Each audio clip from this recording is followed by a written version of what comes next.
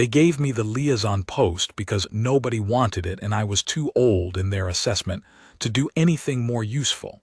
That is a direct quote from the internal memo I was not supposed to see. Frontier Marshal, retired. 41 years on the outer stations, 2 tour of the Cathara Drift, 1 incident that I am still not allowed to discuss in detail, and what I got for it was a bunk on the survey barge threshold Kelm, and the official title of Civilian Affairs Liaison, Non-Combat, which is a long way of saying I was there to keep the scientists from panicking if something went sideways. Something went sideways on the 11th day. I should back up. I should tell you what the lantern was, what it meant to the Herath Compact and everyone else who had a presence in the outer void. Before I tell you about the morning, I sat down on an open hull platform and ate a protein bar, while 40,000 kilometers of bioluminescent predator drifted toward me across the dark. Context matters. I was a marshal long enough to know that the facts are only half of a story. The other half is what the facts meant to the people who had to live inside them. The threshold Kelm was a Class IV survey barge, which means it was large enough to carry 26 scientists, a crew of 14, and an escort of 2 Herath Compact warships, but not large enough to make anyone feel safe. The Herath are thorough people. They build wide ships and thick hulls, and they run their escort patrols in overlapping arcs. They do not cut corners on protection. The fact that they thought 2 warships and a Class IV barge were adequate for a deep void survey run told you how confident they were in what the outer markers contained. Then we hit the Kelm Shelf, which is what they called the transition zone between charted void and the region beyond the Compact's outer buoys, and the lantern found us. Nobody had a good name for it at first. The science team called it Abyss Class, which was a designation that meant roughly, we have seen this category of entity twice in the last 200 years, and we do not fully understand what it is. The crew called it the Trail, because it had been trailing the barge since we crossed the outer marker. Commodore Versh, who commanded the escort and outranked every living creature within 6 light towers in all directions, called it a threat, and he was not entirely wrong. Lantern was my name for it. I was not a scientist and I was not crew and I had no authority, so when I said Lantern out loud in the observation bay on day 3, looking up through the ventral glass at the thing floating 700 kilometers off our starboard hull, I expected nobody to pick it up. But the scientists are practical people and Lantern stuck, because it was accurate. The thing glowed. It was bioluminescent in 7 or 8 spectra that I cannot name, but that the sensors cataloged in a report that ran to 40 pages. It pulsed.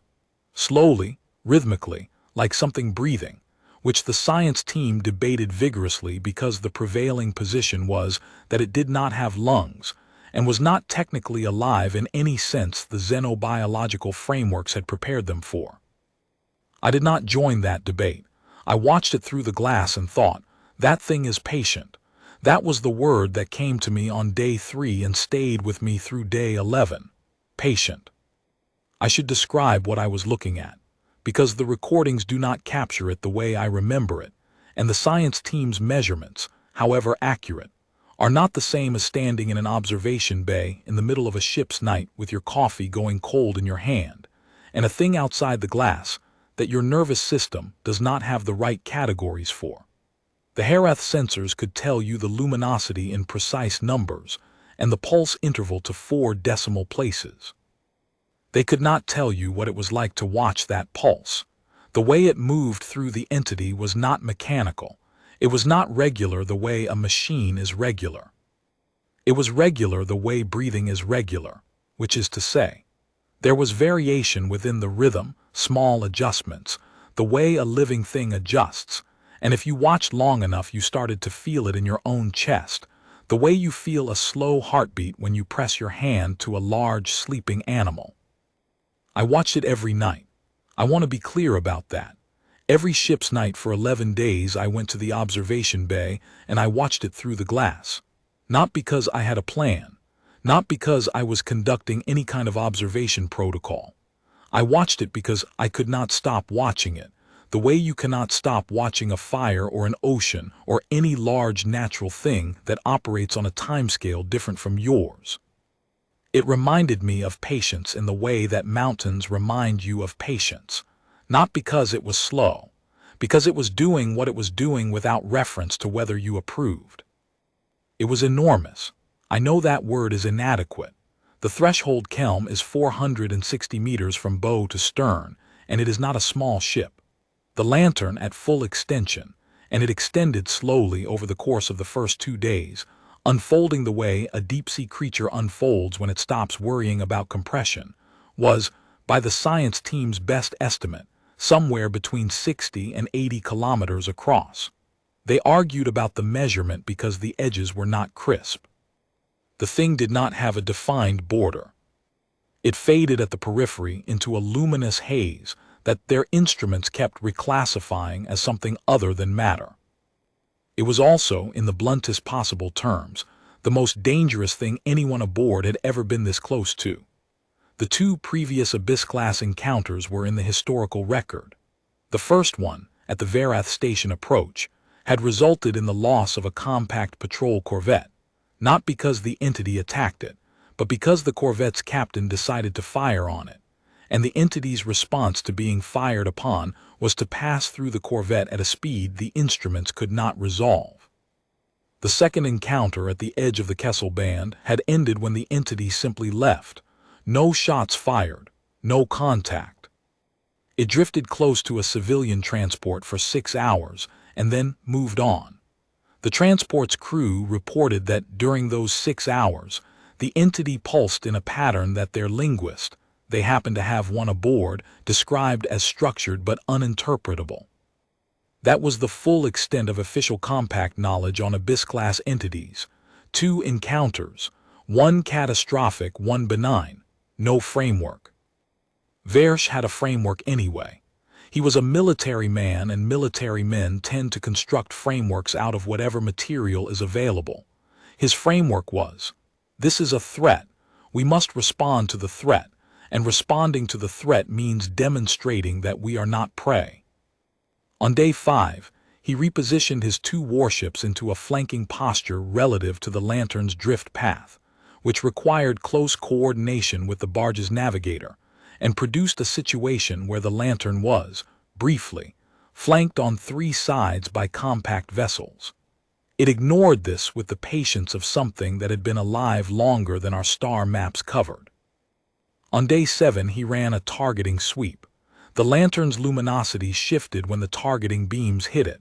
The shift was slight, a deepening in one of the lower spectra, a brightening at the edges. The science team argued about whether it was a response or coincidence. I watched it through the glass and thought, it noticed.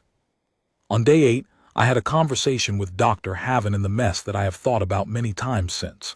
She came and sat across from me with her tray, and she looked like someone who had not slept properly in several days, which she had not, because her team was running continuous observation shifts, and she was personally reviewing every recording before she let anyone file anything.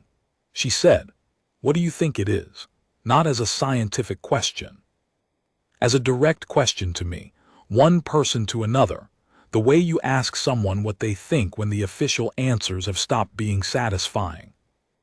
I said, "I think it is deciding something." She said, "Deciding what?" I said, "I am not sure. Whether we are worth its attention, maybe. Whether we are something it has seen before." She was quiet for a moment. Then she said, "The Herath station entity, the one that destroyed the corvette, do you think it was the same one?" I said, "It could be. 200 years is not very long, depending on what you are." She said, "If it is the same one, it came back." I said, "Yes."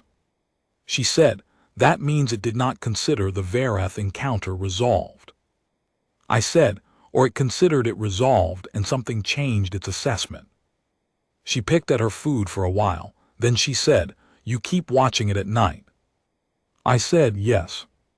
She said, "The crew thinks you are doing something, some kind of protocol." I said, "I am not, I am just watching." She looked at me, she said, "Why?" I said, because it is worth watching. Because something that size, that patient, that old, I think that deserves attention. On its own terms, not ours. We have been reacting to it for 8 days with deterrence measures. We have not once just looked at it without wanting something from it. She was quiet for a long time, long enough that I thought the conversation was over. Then she said, "Do you think it knows we are here?" I said, "I think it has known we were here since before we knew it was there." She said, "That is a terrible thought." I said, "I do not think so. I think it is just a fact about something that is older than our presence out here. It knows where things are. That is what old apex creatures know. Not because they are hunting, because they have been paying attention long enough to notice." She picked at her food for a while longer. Then she said, "Marshal Koresh, what would you do if it were up to you?" I said, "I would stop doing the things that read as challenge behavior and wait." She looked at me for a long moment. She said, "That is what I thought you would say." I said, "What are you going to do with that?" She said, "I am going to try to talk Versh out of firing." I said, "Good luck." She said, "I know." She tried. She presented him with the full analysis of the pulse pattern shift after Day 7's targeting sweep, the evidence, as she carefully framed it, that the entity was registering and responding to the compact vessel's activities. She said, "If it is responding to us, then we should consider what message our responses are sending." Versh listened to all of it. He was polite. He said he appreciated the analysis and would take it under advisement. He fired on Day 11. She did not succeed. Not then. On Day 9, Versh called a command meeting that I was invited to attend in my capacity as liaison, which in practice meant he wanted someone to tell the scientists what had been decided rather than having to tell them himself. The decision was that if the entity had not departed by the end of Day 10, he would fire a warning salvo. Not aimed at the entity, aimed past it, far enough to one side that the ordnance would not make contact, close enough that the detonations would be visible and interpretable as a message. This is, he said, standard deterrence doctrine as adapted for unknown entities. I said nothing in the meeting. I had no authority to say anything, and saying it would not have changed the outcome. I sat against the wall and I looked at Versh and I thought, he is going to do what he is going to do, because he is the kind of person who does the thing he has been trained to do, and there is nothing wrong with that except that the training was designed for a category of problem that this is not. I said it to the wall of my bunk that night in the dark, with the barge's hull between me and the lantern's slow pulse. I had read the Herath station report twice in the preceding 3 days, and I was thinking about the corvette captain's reasoning, which was also deterrence doctrine, also standard, also the most sensible thing a military officer could do when confronted with an enormous unknown entity in deep void. He had been correct in every procedural respect, and his ship had ceased to exist. The lantern did not depart by the end of Day 10. At 3:40 on Day 11 I was awake, which was not unusual. I have not slept reliably since my late 40s and I have made my peace with it. I was in the observation bay with a cup of something the Kelm's galley called coffee and the ventral glass above me, watching the lantern drift. It was closer than it had been. Not dramatically closer. It had moved from approximately 700 kilometers to approximately 400 kilometers over the course of the 11 days, a drift rate so slow that the sensors had not flagged it as approach behavior. But I had been watching it every night, and I knew the distance by feel, the way you know the distance of a campfire at night without needing to measure it. 400 kilometers is nothing in space terms. It is very close. I was thinking about what the lantern wanted, if want was even a word that applied, when Versh began his salvo. I felt it before I heard it, a vibration through the hull, the distant thump of weapons systems cycling, and then the barge's emergency lighting came on, and someone was shouting on the command deck 2 levels above me, and the science team's lead researcher was running past the observation bay door in her work clothes with her tablet clutched to her chest. I stayed where I was. I had been in enough emergencies to know that the first 30 seconds are for the people who have specific jobs to do, and my job in an emergency was to stay out of the way until they needed me. The salvo was 12 rounds, compact standard, heavy ordnance. I know this because the science team's instruments recorded everything, and I read the records later. The detonations were off the Lantern's port edge by roughly 8 kilometers close, by any reasonable standard, but not contact. The intent was communication. The message was, "We are capable of this and we are choosing not to, so you should leave." The Lantern did not leave. What the Lantern did was change. I watched it through the ventral glass. The pulse pattern shifted. The slow, regular rhythm that I had been watching for 11 days, the one that had made me think of breathing, accelerated. Not dramatically, not in the way of something panicked, more the way a large predator lifts its head when it has heard something it wants to investigate. The bioluminescence deepened across the entire surface, moving from the dispersed haze it had maintained into something more focused, more concentrated, in a way that reminded me of an eye adjusting. Then it turned. I had not seen it turn before. For 11 days it had been drifting on roughly the same heading, which the science team had noted in their reports as evidence that it was either traveling somewhere specific or simply not interested in the barge. The turn was not fast. Nothing about the Lantern was fast. But over the course of approximately 4 minutes, watched through ventral glass in the emergency-lit observation bay, the vast luminous shape, 60 to 80 kilometers of bioluminescent entity that the Compact's best xenobiologists had classified as uninterpretable, rotated until it was facing us. The command deck above me was very loud for a while. I drank my coffee and watched. Versh's second salvo came approximately 9 minutes later. 16 rounds this time, slightly closer. The Lantern absorbed the light of the detonations into its surface in a way that the science team's report would later describe as chromatic integration, which is a technical way of saying it took the explosion's energy and made it part of its own light for about 30 seconds before it faded. This is, the science team noted, not a behavior consistent with any known defensive mechanism or any known biological process. It was more like the way water takes color from light passing through it. It took what was given to it, and it incorporated it, and it continued. The Lantern continued to turn. I should explain what I was thinking because people have asked. The xenobiologist, Dr. Yura Haven, asked me formally as part of her report. She said, "You were in the observation bay during the initial response period. You were watching the entity. What were you thinking?" And I told her the truth, which is that I was not thinking anything particularly complicated. I was thinking about a territorial survey I had done in my second decade as a marshal, on a frontier world called Chemesh 4 that was in the early stages of settlement. The Compact's colonists were having trouble with the local megafauna, a quadrupedal predator about twice the mass of an earth bear, with a territorial range of roughly 200 square kilometers per breeding pair, and a documented tendency to approach any artificial structure it encountered. Not aggressively, curiously. The colonists had tried everything to deter them: lights, sound, chemical deterrents, and finally, desperately, weapons fire. Every time they fired, the predators came back, more of them the next time, closer. I had spent 3 weeks on Chemesh 4 and I had figured out eventually what the predators were actually doing. They were not attacking. They were responding to challenge behavior. Every deterrent the colonists had used, including the weapons fire, had read to the predators as, "Someone here is trying to establish dominance over this territory." And the predators had responded the way apex creatures respond to challenge, by showing up in greater numbers and standing their ground.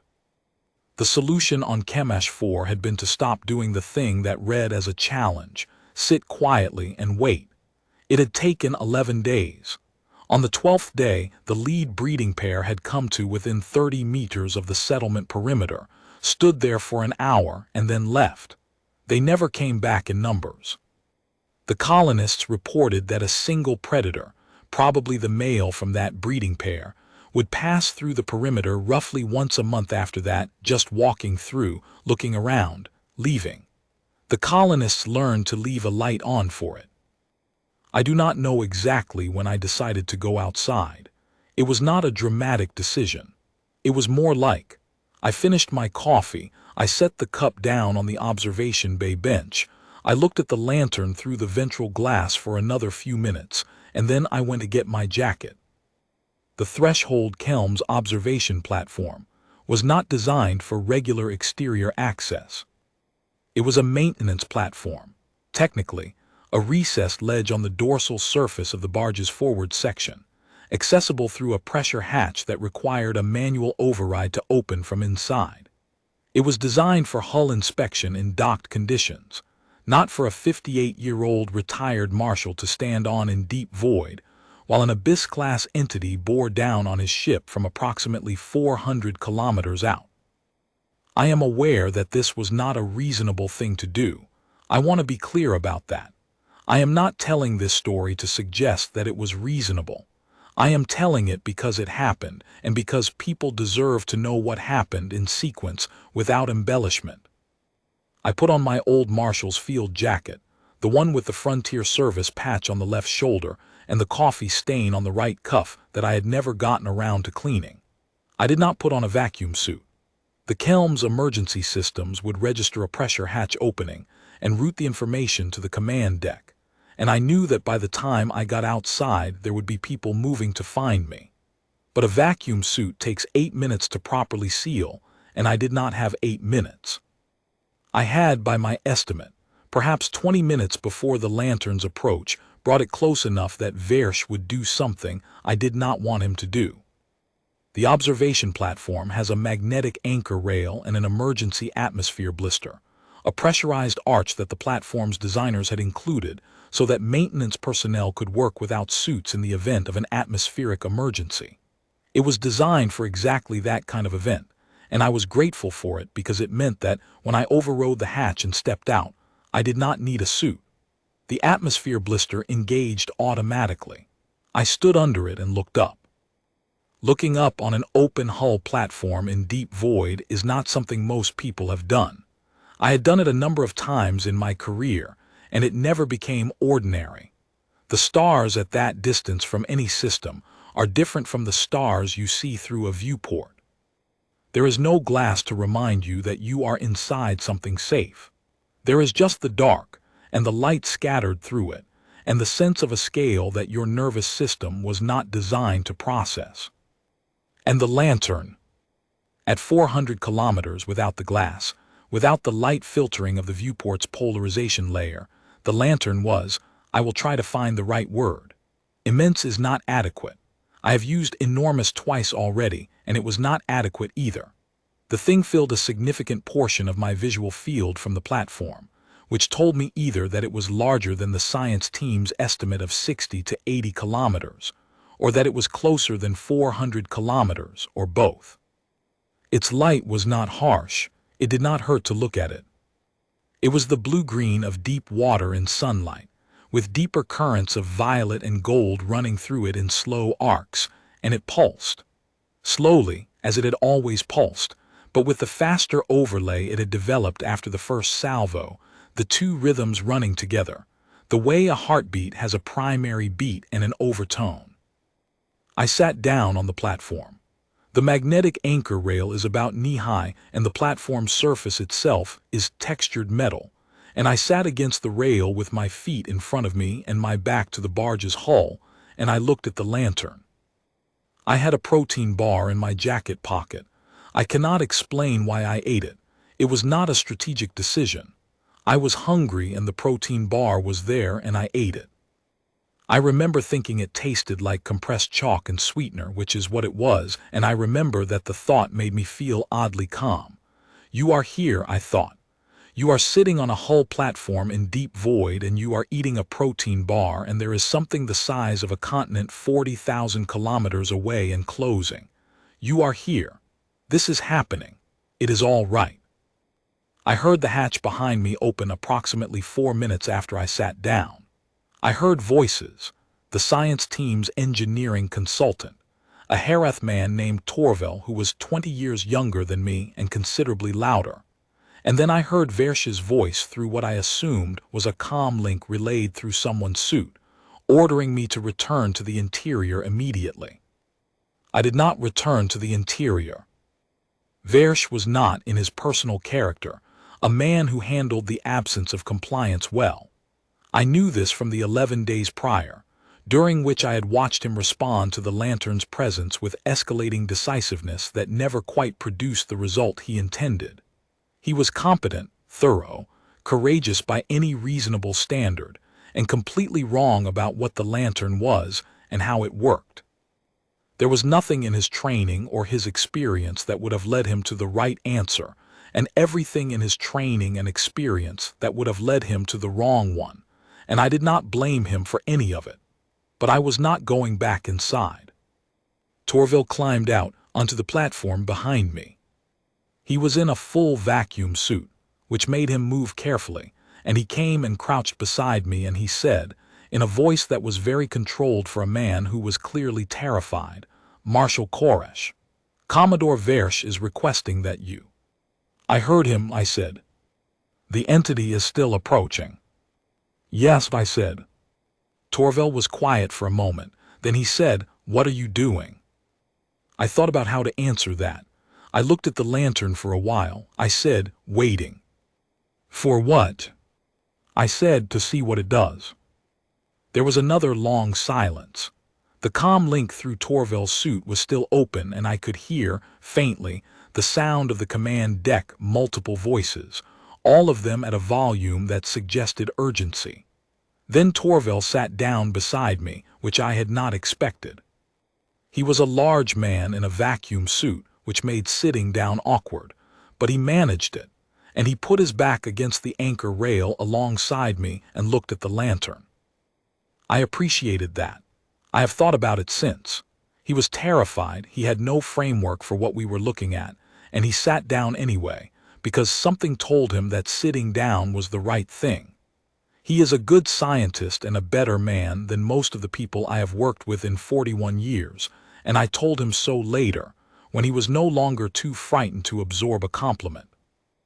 Versh fired a third time at 4:19, 7 rounds, I learned later. The rounds detonated in a line between the lantern and the barge, which was a different geometry than the previous salvos, not a warning off the lantern's edge but a barrier, a wall of detonations in the space that the lantern would have to cross to reach us. The lantern crossed the wall, not fast, not aggressively. It moved through the space where the detonations had been the way a river moves around a stone, which is to say without apparent effort and without change of direction. It was at this point that Torvel made a sound that I had never heard a grown man make before and have not heard since.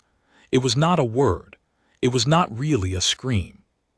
It was a short, clipped, vowel-intensive noise that conveyed, in about a third of a second, everything a person feels when they realize that the thing approaching them is beyond the capacity of anything they know to stop.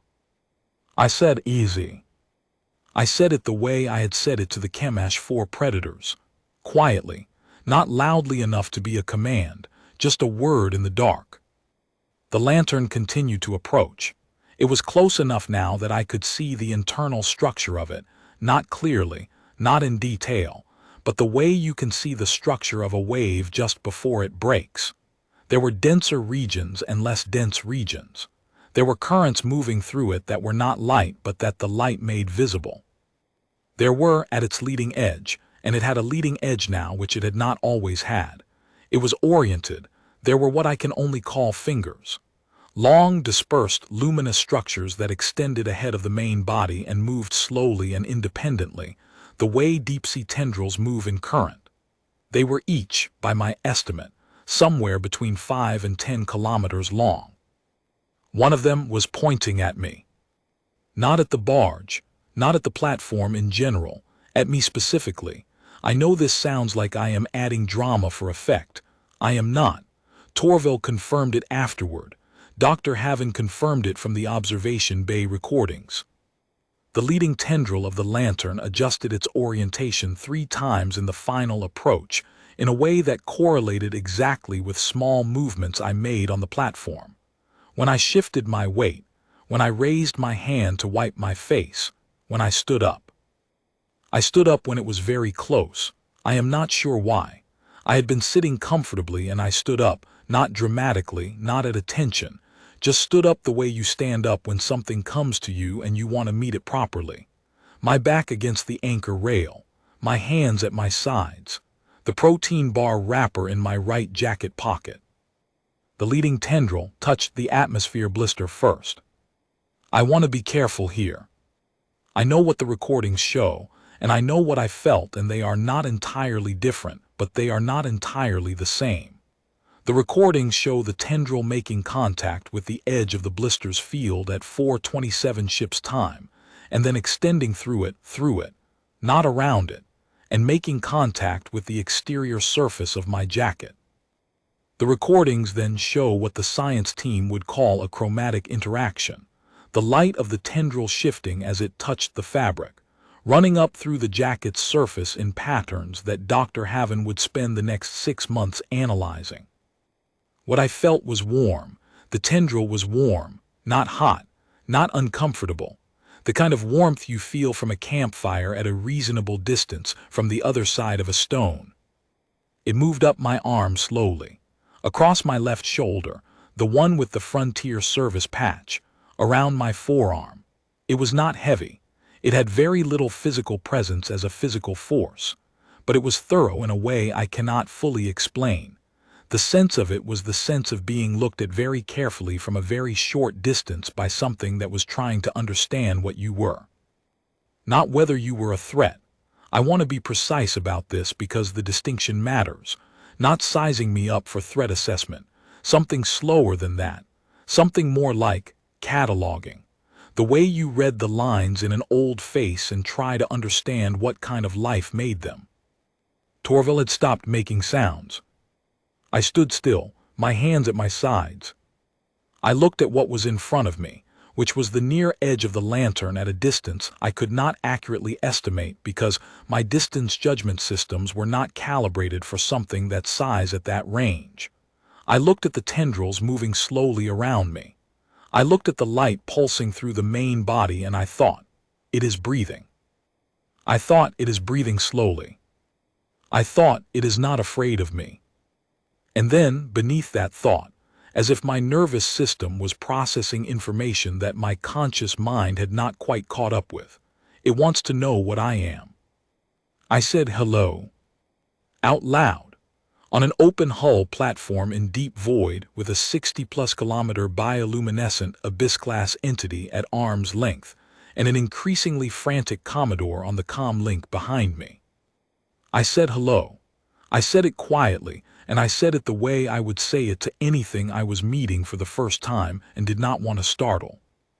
Torvald told me later that when I said hello, he became, briefly, absolutely calm. He said he did not know why. He said it was like watching someone do something that was so obviously the correct thing to do that it made him stop feeling afraid. He said, "You said hello like you were saying hello to a neighbor." I said, "That is roughly how it felt." The tendril stayed on my arm for a long time. I do not know exactly how long because I was not paying attention to the ship's clock and I was not wearing a wrist unit. Long. The main body of the lantern drifted during this period, not toward the barge, just drifting, the way large things drift when they are not actively going anywhere. Its light changed. The gold deepened. The violet went away entirely and came back in a different place, closer to the edge, running in a pattern that Dr. Haven's eventual analysis would classify as response-coded, meaning a pattern that appeared consistently in relation to specific stimuli, which suggested intentionality, which was a word her report used with 3 qualifications and a full page of methodological caveats. At some point, Versh stopped trying to get me back inside. I know this because Torval's suit comm went quiet and he told me later that Versh had stopped transmitting. Not because he gave up. Because someone, Dr. Haven, I believe, working from the observation bay, had talked him into waiting. I do not know exactly what she said to him. I know it was effective. I know it took her approximately 20 minutes of very concentrated argument, conducted in parallel with the approach, which means she was making the case for patience while the largest entity in the region was making sustained physical contact with a retired marshal on an open hull platform. I have a great deal of respect for Dr. Haven's capacity for focus. Versh did not fire again after that. The lantern stayed alongside the barge for 6 hours. Not continuously touching me, the tendril withdrew after a while, and the lantern drifted back to a distance of perhaps 3 kilometers, which is close enough that the observation bay recordings show nothing but lantern light filling the ventral glass. But it stayed. It pulsed. Occasionally a tendril extended toward the barge again, and Dr. Haven's team tracked those extensions and noted that they consistently oriented toward the section of hull nearest the observation platform. Nearest. That is, to where I was, since I spent most of the 6 hours sitting back down on the platform with Torval, talking about nothing in particular. We talked about Chemesh 4. I told him the whole story, beginning to end, predators and colonists and the 11 days and the light they left on. I told him about the 41 years prior to that, the specific things I remembered, the frontier settlements I had watched go from nothing to functioning communities and the ones I had watched fail. I told him about the incident I am not allowed to discuss in detail, which I described in terms general enough to be within my clearance but specific enough that he would understand what I meant. He was quiet for a moment after that. Then he said, "How did that not break you?" And I said, "It tried." But you find things that remind you what you are, out here. Things that are bigger than the things that tried to break you. He thought about that. He said like this. I said, yes. He told me about his childhood on a Herath station, which are very different from compact stations in ways I found genuinely interesting. He told me about the first time he had seen deep void, not through glass, not from inside a ship, but on an EVA survey 2 years earlier, his first time in a suit on an open hull. He said it had made him feel very small and also very specifically alive in a way that nothing inside a ship ever had. I said I understood that. Behind us, through the hull, I could hear the faint sounds of the science team's instruments running. Someone, at one point, cheered briefly and then went quiet, the way scientists go quiet when they do not want to jinx what they are seeing. The lantern pulsed. The platform's running lights gave us a faint, warm circle to sit in. Torval eventually took off his helmet, which was probably against protocol, and said the air was fine, and he was tired of the suit's calm noise. We sat in the light of the lantern and waited. It is a strange thing to sit in the light of something that large and that old and simply wait. I have spent a great deal of my life in movement. The kind of work I did requires it, requires constant adjustment, requires paying attention to everything and acting on what you learn. Sitting still is not natural to me, but sitting on that platform, with pale coils light filling the void around us, felt not like waiting but like arriving. Like reaching the place you have been traveling toward without knowing that was where you were going. I have talked to Torval about this since, and he says he felt the same thing, though he uses different words for it. He says it felt like standing at the edge of something, and realizing the edge was not a boundary but a beginning. We did not talk much in the last 2 hours. We did not need to. The lantern's light changed, during that period, in ways that Dr. Haven's team would spend considerable time analyzing. The violet, which had been absent and then returned, pulsed through a sequence that the analysis flagged as non-random and structured, the same structure appearing 3 times in a span of 40 minutes. The gold deepened further, and then slowly, over the last hour, began to fade back toward the ordinary depth it had when we first found it trailing the barge. Or when it first found us. I have stopped being sure which is the more accurate description. The lantern drifted away at 10:23 ship's time. It did not do anything dramatic. It did not signal a departure. It simply began gradually to move, not the slow directional drift it had been doing for 11 days, but something more purposeful, a heading it seemed to have selected, away from the barge and toward the outer dark of the Kelm shelf. Its light was slightly different when it left than when it had arrived. The gold was still deeper. The pulse pattern it had developed after the first salvo, the faster overlay on the slower breathing rhythm, was still present, and it stayed present as it moved away, visible to our instruments for another 9 hours before the distance made it unresolvable. I watched it go from the platform. I stayed out there until I could not see it anymore, which took a long time, because the lantern is very large and it moves slowly, and its light carries far in the dark. I stayed after Torvell went back inside. I stayed after the science team stopped asking me questions through the hull intercom. I stayed until the last faint smear of its light was below the threshold of my eyes, though the instruments were still tracking it, and then I sat there for a while longer in the dark without it, feeling the absence of it the way you feel the silence after something large and steady has stopped. It had been, I realized, the quietest 6 hours I had spent in 41 years. Not quiet in the sense of silence. The instruments ran. Torvell and I talked. Behind the hull, the science team moved and documented and argued in the focused, urgent way of people who know they are seeing something once in a generation. But quiet in the sense of, no one was trying to impose anything. Nothing was being demanded of the lantern or of me. We were just present, in the same dark, two things that had been out in it long enough to stop being afraid of it. And that felt, in a way I had not expected, like rest. When I finally came inside, the observation bay was full of scientists who were all talking at once, and Dr. Haven was sitting in the corner with her tablet and a look on her face that I recognized as a person who has just encountered something that will take the rest of their career to understand and knows it and is glad. She looked up when I came in and she said, simply, "Thank you." I said, "I did not do very much." She said, "You did exactly enough."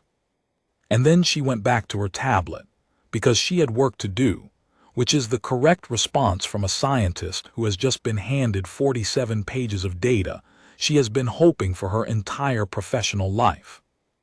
Dr. Haven's team filed their preliminary report 48 hours later. 37 pages.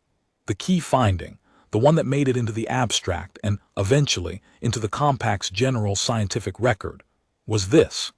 The entity demonstrated an unprompted recognition event with a human subject, characterized by sustained physical contact, chromatic interaction consistent with response coding, and selective orientation toward the human subject's location throughout the encounter period.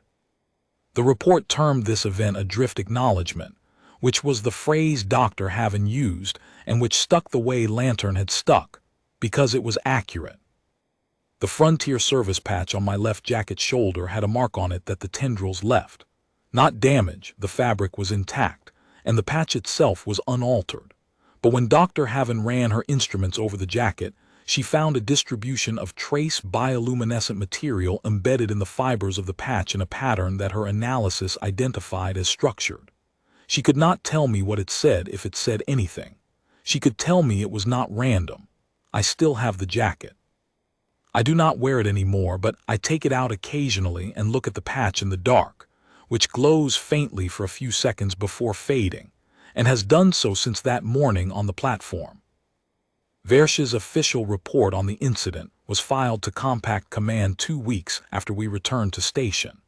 It ran to 19 pages, and it classified the encounter as a navigational anomaly caused by an Abyss-class entity exhibiting unusual gravitational drift behavior, resolved by repositioning of the escort warships to a deterrent formation.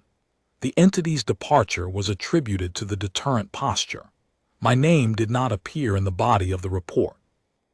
I appeared in the appendix, listed as civilian personnel aboard the Threshold Kelm, non-combat role. The science team's report, which was filed independently through the Compact's academic registry, was 47 pages in its final form and cited my name 11 times. I received a communication from the Compact's intelligence division 3 weeks after we returned to station. The communication was brief, and it was sent by a woman I will call Director V, which is not her name but is close enough to protect the relevant clearances. She said that the intelligence division had reviewed both reports and that they had some questions for me. She said they were less interested in the Lantern's behavior during the encounter and more interested in mine. She said, "How did you know to sit down?" I thought about that question for a long time before I answered. Not because I did not know the answer, but because the answer felt inadequate in proportion to the question's seriousness. I was talking to a director of intelligence in one of the most powerful administrative bodies in known space about an encounter with an entity that had been classified Abyss class on the basis of 2 prior contacts, one of which had destroyed a warship.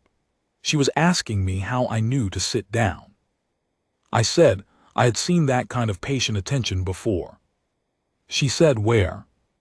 I said, "On a frontier world called Kemash 4 20-some years ago, territorial predators.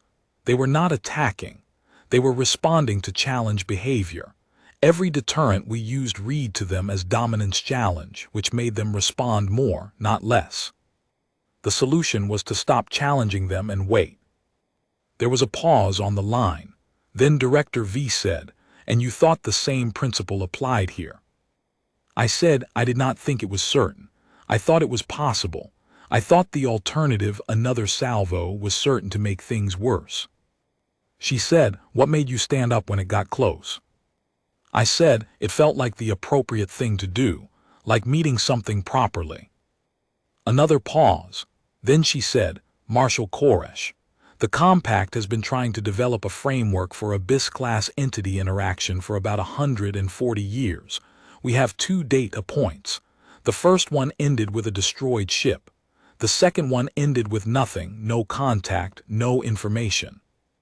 You have now produced the 3rd data point, and unlike the first 2, it is," she paused here, and I had the impression she was choosing her words carefully, "legible. We have 47 pages of legible data from Dr. Haven's team. We have 6 hours of recordings. We have the luminescent trace on your jacket. We have a meaningful 3rd data point for the first time."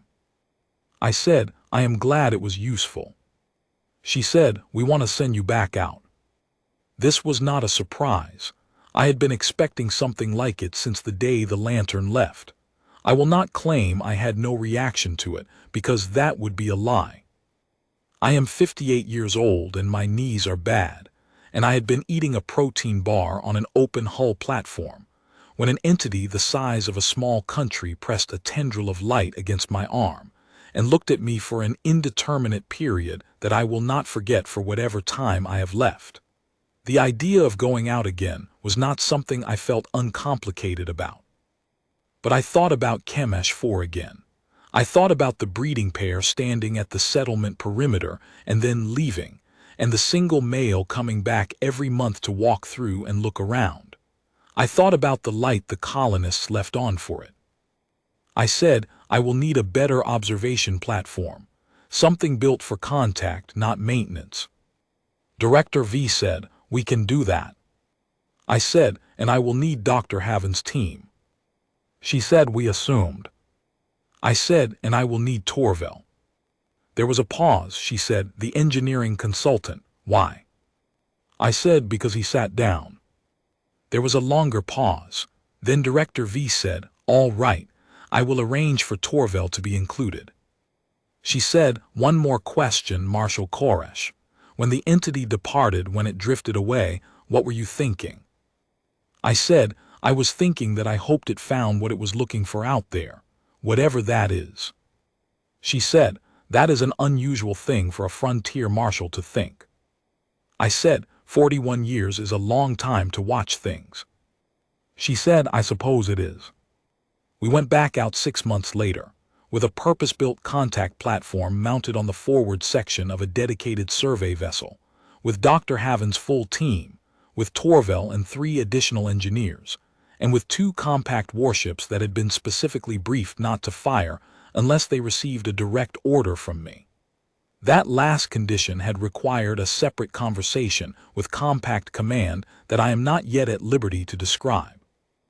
I will say only that the conversation was long, and that the senior officer on the other end of it kept using the word liability, and I kept not responding to that word until he used a different one, and eventually he did.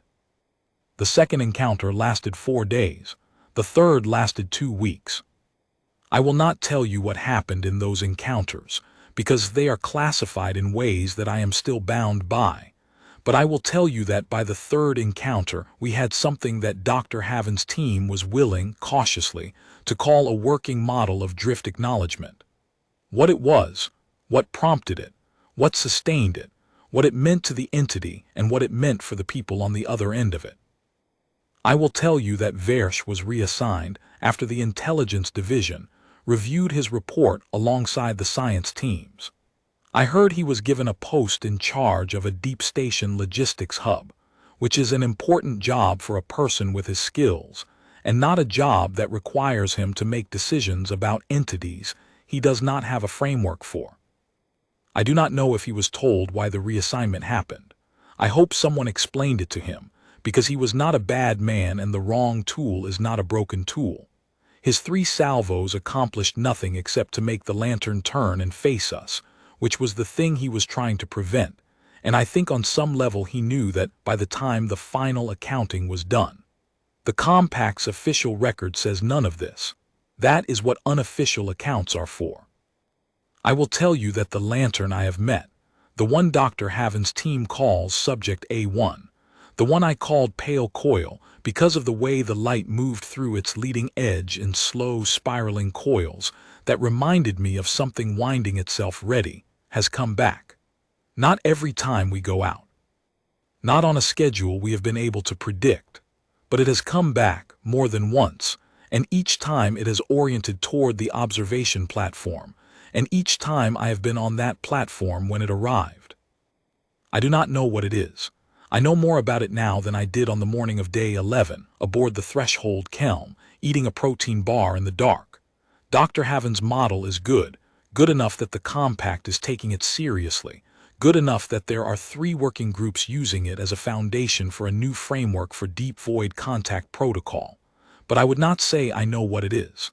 I would not say anyone does. I think that may be the point. I think the knowledge worth having here is not the kind you can put in a report and close the cover on. What I know is this. Pale Coil is old. The evidence for that is indirect but consistent, and the science team is confident enough in it that they state it without qualification in their working papers. Old in ways that make the Compact's history look like a recent event.